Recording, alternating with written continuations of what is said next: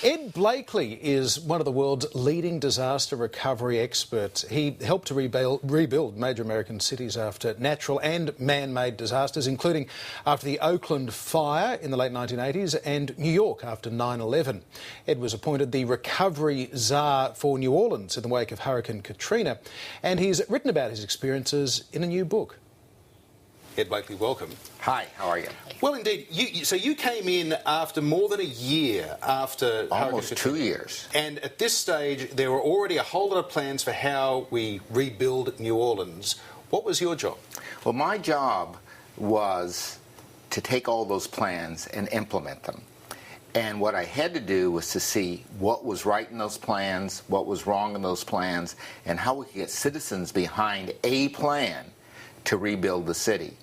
But going one step back, the city had already fallen down before the storm. Yeah, now that's a really important point that comes out in your new book, My Storm, is to say that New Orleans, we don't want to rebuild as it was the day before Katrina. We want to build something for the next century. That's right. New Orleans was in very bad shape. We had over 15,000 vacant houses in a city of 600,000 people that had gone down to 400,000 people and still going down. Most of the industry disappeared in the city except for tourism, and unemployment rates around 20%, poverty rates around 30%. That's not the city you want to rebuild. So what did you actually do? So what I did was I said, we have to remake the city from nodes, from places that can survive, that can thrive, that can be better than they were before, and have to rebuild the economy looking at the past and the future. So, 17 zones. We rebuilt those zones. Those zones were on high ground. We urged people to move into those zones. And then we built a medical center in the middle of the city that was a medical center for all the Americas. Because New Orleans used to be the place where everyone in Latin America came for hospitalization. So, quite by accident, the VA wanted to rebuild their hospital. State University wanted to rebuild their hospital. We said, let's put them together and build a giant hospital complex, and on the back of that, a biotech complex. So this is an important thing in any city, is identifying what its reason for existing into the future is going to be. The big industries that can be based there, but also the jobs for individuals that will keep them there and to keep a city alive. That's right. You have to have an industrial or economic base or you go nowhere. Rebuilding wasn't my job. Repositioning was the job. And doing that, of course, you step on a lot of toes because people vested in the past. And you have to say, that's not the way forward.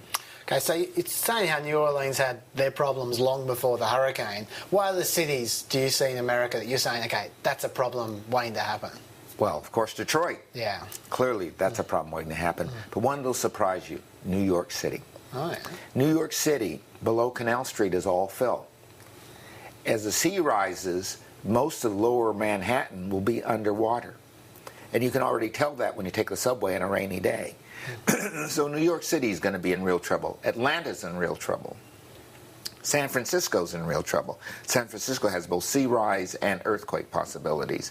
And of course, LA. But LA has a certain problem, and that's basically the earthquake.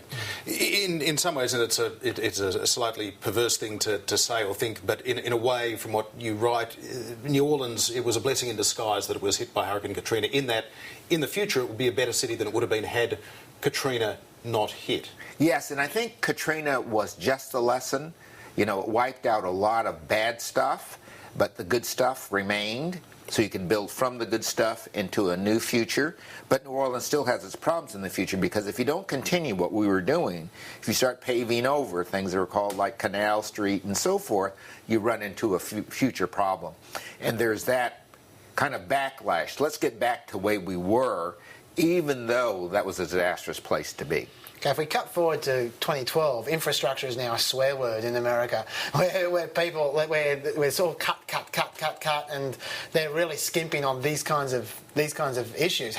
What do you think the deficit is? How much do you think they should be spending on infrastructure that they're not?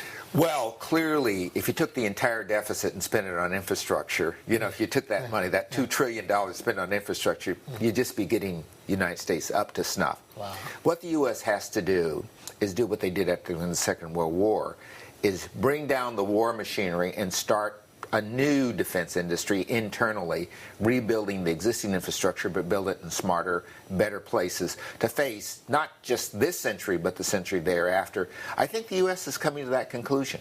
Okay. Budgets are finite, though, and in many cases it's the spot fire that has to be put out.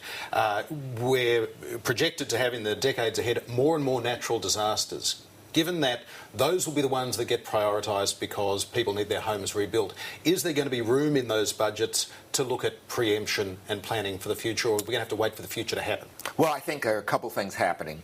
One of them is local people are taking action on their own. In the U.S., they're passing local bond issues, like in San Francisco, to reposition some of their assets. Other developers and so forth are saying, let's not build here, let's build over here. So there's a kind of a private sector action that's pulling this, a public-private cooperative. But this is not a one-year deal. In the U.S., there's a lot of long-term 30, 40-year funding. And over that 40 years, with an increasing population, people see how they can pay for it. So I think, again, it's going to be a belt-tightening on the social program, loosening up on the physical and infrastructure programs. You're sounding to me slightly optimistic there. Do you think there is a way forward?